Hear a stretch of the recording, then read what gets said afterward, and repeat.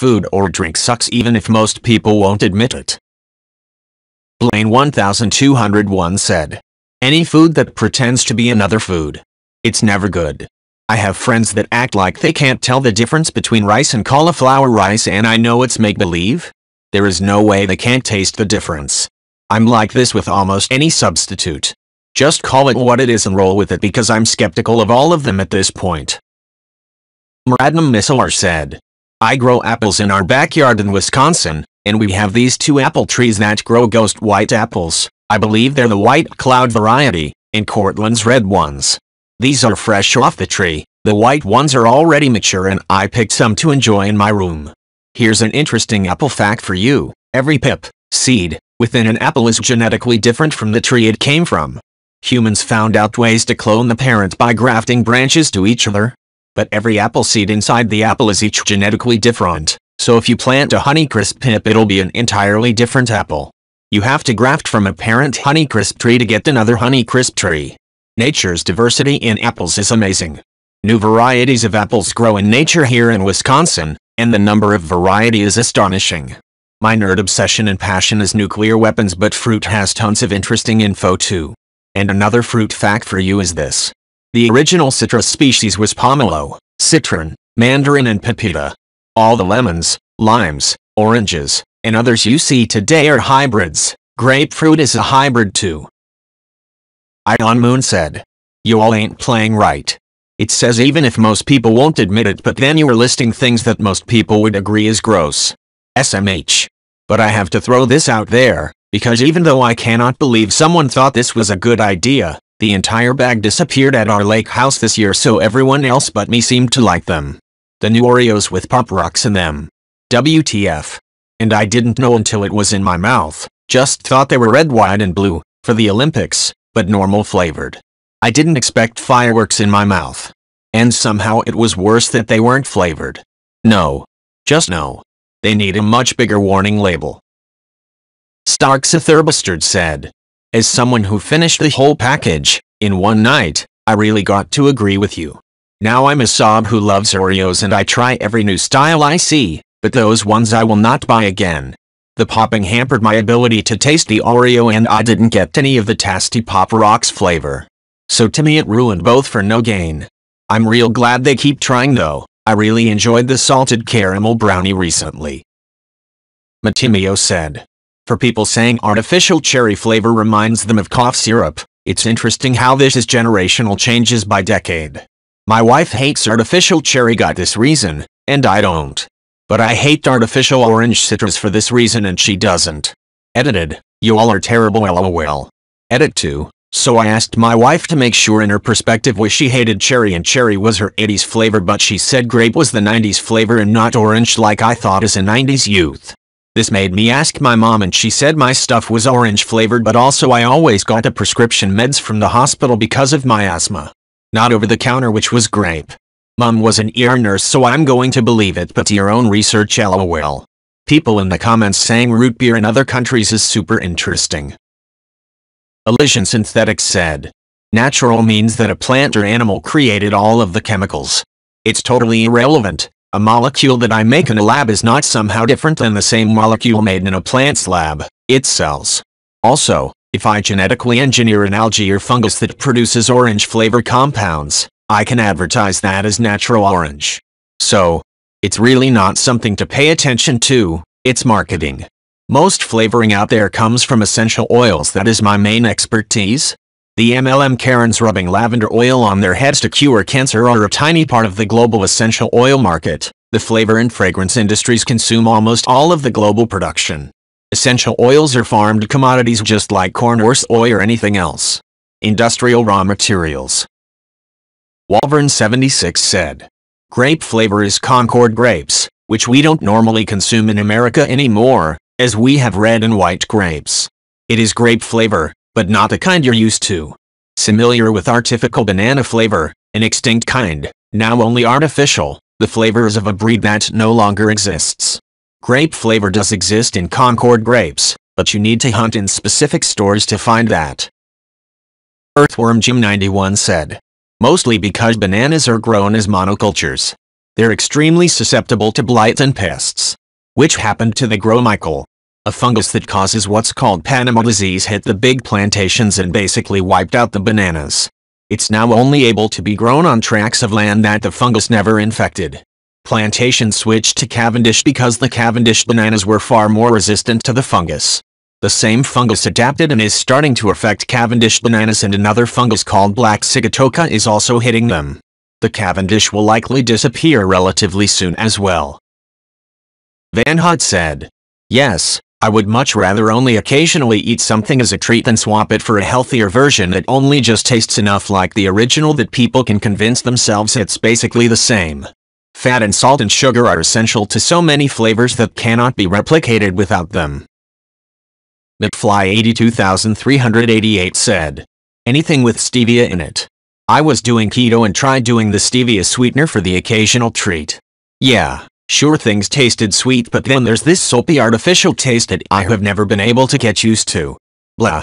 Edit. Holy crap. I guess I hit a nerve.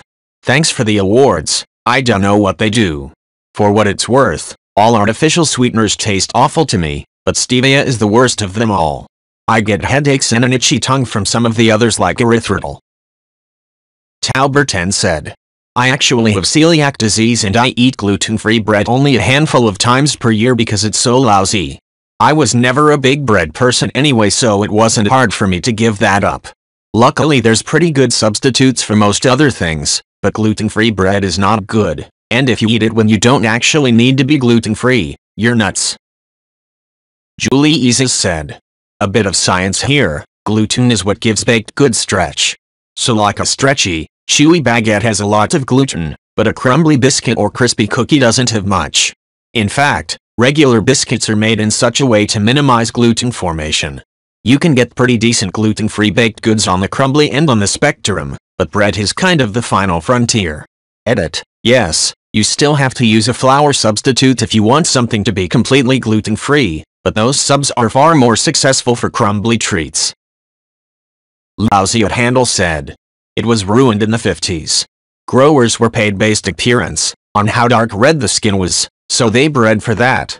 They were additionally bred to have a thick skin, because it helped hide bruising and other blemishes in transportation. On the plus side, it's pretty much going extinct, replaced by the Gala, and Fuji is the low-cost snacking apple.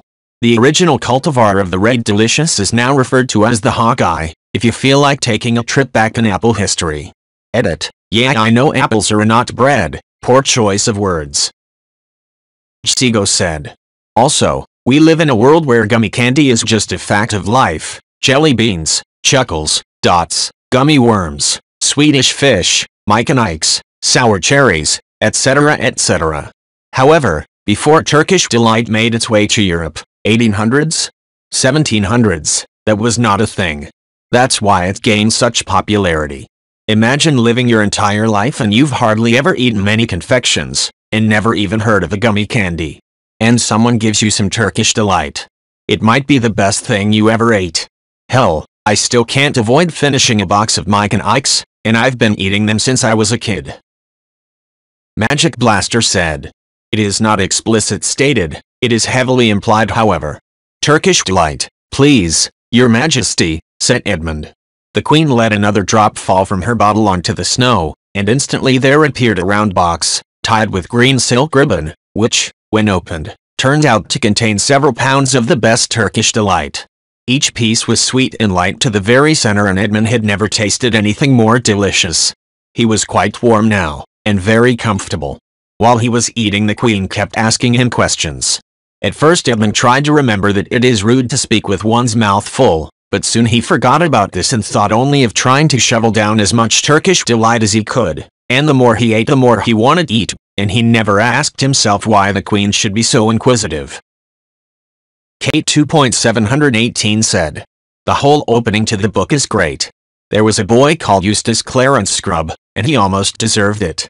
His parents called him Eustace Clarence and masters called him Scrubb. I can't tell you how his friends spoke to him, for he had none. He didn't call his father and mother, but Harold and Alberta. They were very up-to-date and advanced people. They were vegetarians, non-smokers and teetotalers, and wore a special kind of underclothes. In their house there was very little furniture and very few clothes on bench, and the windows were always open. Eustace Clarence liked animals, especially beetles, if they were dead and pinned on a card. He liked books if they were books of information and had pictures of grain elevators or of fat foreign children doing exercises in model schools. Cav Scout 43 said, being from rural TN originally, everyone who hears that asks if I love JD. No, it's like Patron or Grey Goose, all the money goes into marketing and endorsements, not in making a genuinely good liquor. But hey, when you're outside the Americas and want something vaguely like bourbon, that's pretty much your option at 90% plus of bars and clubs. Cordius Chrome said, if you get actual soft serve, it's actually ice cream that's frozen and mixed with air to get the pillowy, soft texture. They can control how much air goes into it as well, which gives it a more whipped cream taste versus a stronger chocolate or vanilla flavor. Personally, I like mine extra fluffy, but it also means you're paying for air instead of actual ice cream. I don't know what they put in Arby's ice cream, but if it does that, I'm wondering if it's actually like an oil base instead of a dairy base, like whipped cream versus Cool Whip. Could also be a filler to make thinner, lower quality cream, like 2% milk, feel more like actual cream. Like cellulose gel or something. BVSA Pike said, a good indication of the quality of soft serve is if they call it ice cream or call it something else. For example, Chick-fil-A calls it ice cream because in order to be called ice cream, the USDA mandates, ice cream shall contain at least 1.6 pounds of total solids to the gallon, weigh not less than 4.5 pounds to the gallon, and contain not less than 20% total milk solids, constituted of not less than 10% milk fat. In no case shall the content of milk solids not fat be less than 6%. That's one of the reasons why Wendy's calls them Frosties and so many other places use trademarkable names and don't advertise them as ice cream. Their advice said, it's the lupulin threshold. Hops share a compound lupulin with many poisonous plants. As a result of evolution, most people have a receptor that tells you not to consume something when it detects lupulin. In order for it to ignore the lupulin from hops, it has to have enough exposure.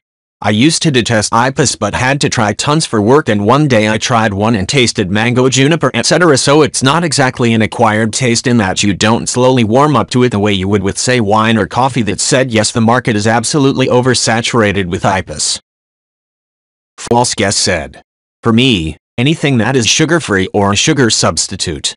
Whatever sweetener they use has a really awful taste to me, and no matter how much a person swears I won't be able to taste the difference, I can, and it's always awful. Also, anything with red food coloring. Any cake with red frosting or red velvet cake just tastes like dye to me. I thought red velvet cake was supposed to be colored with beads, but every time I've been forced to try it, it's always tasted extremely bitter because of the dye. I also hate it because I'm lactose intolerant and cream cheese frosting gives me diarrhea. Orenwald said, it does taste like banana, but an extinct kind you've never eaten before.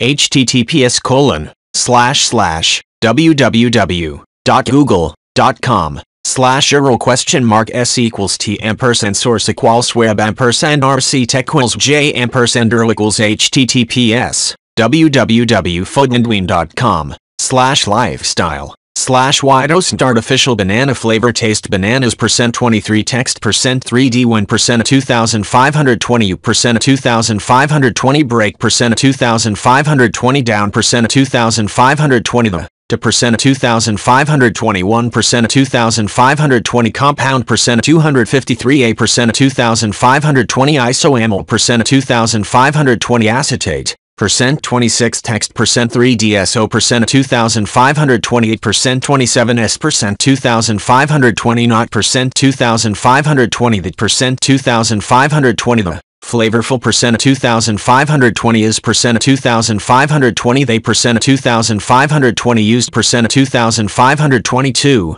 and VEV equals to RUKEWJ6 XVDOS EJY AVAB 0KHV7 ZAVIC FNO ECAMPKAN USG equals AOV1 Holy Catch 7 Caxist Jelb. Tom fucking Bombadil said, that's pretty much it. It's called the Panama disease, and it's still a threat. The old school bananas were called Gros Michel bananas and were the de facto banana eaten in North America until it got hit with the Panama disease that threatened to wipe out all Gros Michel bananas. The banana growers pivoted to a different, more resistant strain of banana called the Cavendish, which is what most North Americans see at their typical grocery store nowadays. Apparently Gros Michel bananas can still be found and are sold by specialty growers, but they are expensive and rare since the plantations have to be protected, quarantined from getting infected. Basically, bananas grown on plantations are clones.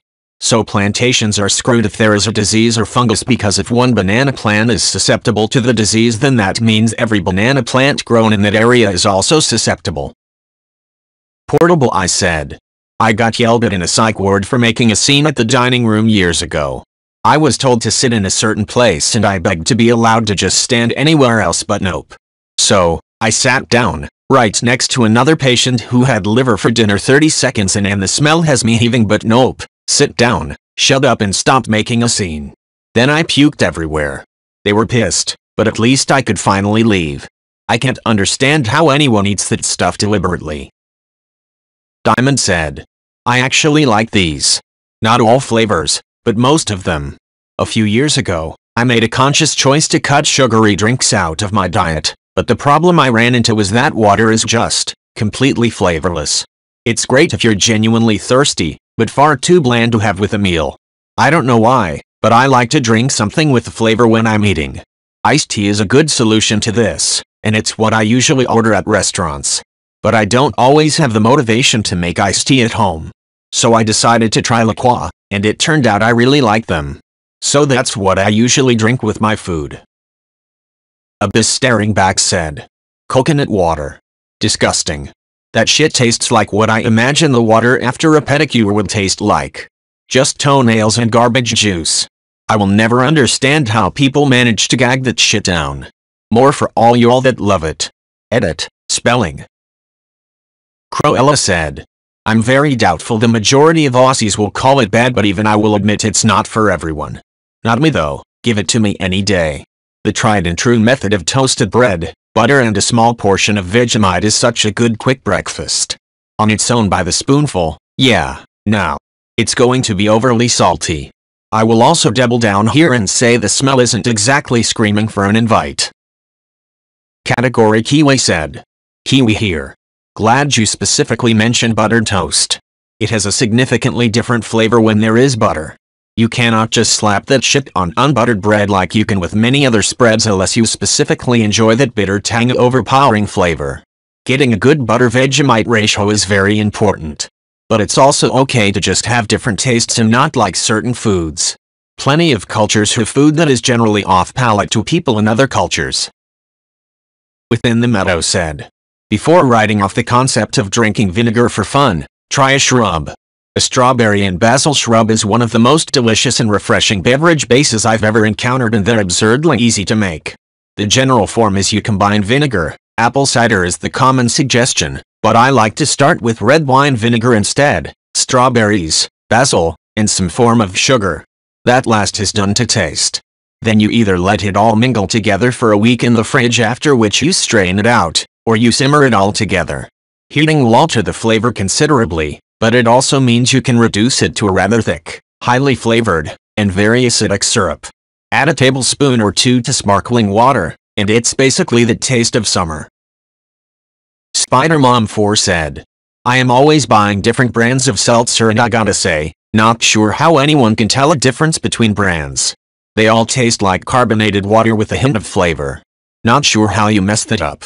I just finished a case of Polar Raspberry Lime last night and it tasted exactly like the generic Kroger brand. The only seltzer I've tried that made me go, wow, for being seltzer, that's actually good, is the Vanilla Orange Polar, Key Lime La Croix and Beach Plum La Croix. Within the Meadow said. I quite enjoy La Croix and other similar beverages. I have my favorite flavors in everything. Having said that, my first encounter with the concept was revolting. When I bought an orange La Croix, I was expecting something akin to Fanta, not stupidly effervescent water that someone who had waved an orange at. But at the time, there was a vending machine 20 feet from my desk that sold them for $0.25. So one day I started getting those rather than Mountain Dew as a way to reduce my sugar intake.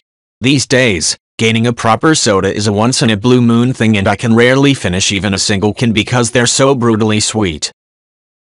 Aguya said. I fully embraced seltzers during a non-alcoholic month. There are so many fun flavors, it's always a good game. I also detest artificial sugars. They taste worse than asshole to me, and have few soft drink choices that just have reasonable amounts of real sugar, iced tea and adult Kool-Aid. Also, seltzers can make some fun cocktails. Peach seltzer, peach schnapps, a splash of cranberry juice for color, and you have an amazing peach soda. The moose on the left said, "What they do sometimes is taste from each barrel. Really good barrels might get set aside for a special single-barrel bottling that is probably at a higher proof. Some other barrels might get selected for a still special but not single-barrel bottling, and the majority of it all gets mixed together and sold as the base product. This isn't true for every whiskey, but it's not uncommon. These will usually all have the same name with some variation. For example, William LaRue Weller, W.L. Weller Single Barrel, W.L. Weller Special Reserve. I'm pretty sure Booker's is just the best barrels of 6-8-year-old Jim Beam. There is an 8-year Jim Beam, regular is 4 years, but the Jim Beam 8-year barrels are the ones not selected for Booker's. It's all the same ingredients, type of barrel, barrel char, aging, rickhouse, and distilling process, but each barrel will come out a little different and some are genuinely much better than others. If the name is different, there is usually something different about at least one of the things listed above. For example, Blanton's and Elmer T. Lee use the same mash bill, but Blanton's only comes from a certain section of a specific rickhouse along with some other difference, like that Blanton's uses a number 4 barrel char and Elmer T. Lee probably uses a number 8 or number 9. Ancient Age uses the same mash too, but is only aged 3 years in a number 4 barrel versus Blanton's 6-8 years in a number 4 char barrel in a particular location in a particular rickhouse. Blanton's is a very good, easy to find, at bars, not as easy to find in stores, easy drinking single barrel whiskey. Edit, note on blended scotch. Typically blended scotch is not always made of the same stuff, but the people doing the blending attempt to make it taste exactly the same every time by varying the constituents, since not every batch is exactly the same. Crash Speeder said, "Tried a couple of times. I had escargot once, and had a giant snail at a Nigerian restaurant once. The texture and taste were both off-putting. It was rubbery and tasted like dirt. I tend to try foods more than once, and even try things again periodically just to give them a chance. I'm thinking that unless there's some better way to prepare snail that I just haven't tried yet, it's probably just not for me."